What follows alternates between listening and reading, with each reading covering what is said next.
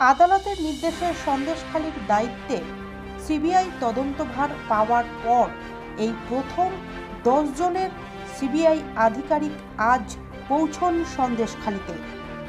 উল্লেখ্য, গত 5ই জানুয়ারি সন্দেশখালীতে ইডি আক্রান্ত হওয়ার পর 100 দিনের মাথায় অর্থাৎ 10ই এপ্রিল এই তদন্তভার পায় সিবিআই। সন্দেশখালীতে ইতিমধ্যেই সিবিআই নিজস্ব একটি পোর্টাল খুলেছে। সেখানে সন্দেশখালীর মানুষ তাদের অভাব, অভিযোগ, নারী নির্যাতন, জমি লুট সহ একাধিক অভিযোগ জানাতে পারবে।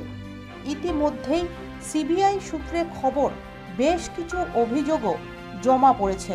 আর এই অভিযোগের ভিত্তিতেই শনিবার 10 জনের সিবিআই আধিকারিক সন্দেশখালী থানার সুন্দরখালী, কর্ণখালী, মাঝের পাড়া, পাত্রপাড়া, নতুন পাড়া সহ একাধিক পাড়ায় গিয়ে গ্রামবাসীদের সঙ্গে কথা বলেন। তাদের অভিযোগের ভিত্তিতে সত্যতা জানবার চেষ্টাও করেন।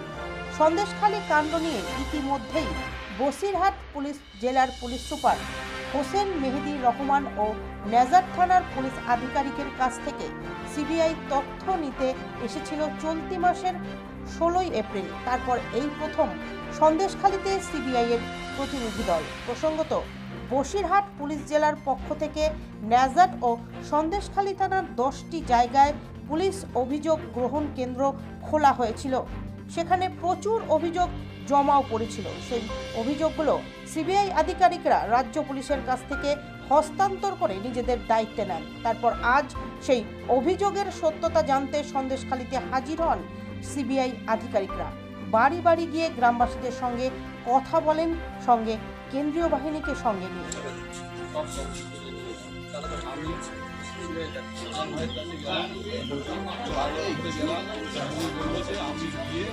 সন্দেশখালী 2 নম্বরের সন্দেশখালী গ্রামের পর নতুন সেখানে শেখ শাহজাহানের ভাই সিরাজ উদ্দিনের বিভিন্ন প্রপার্টি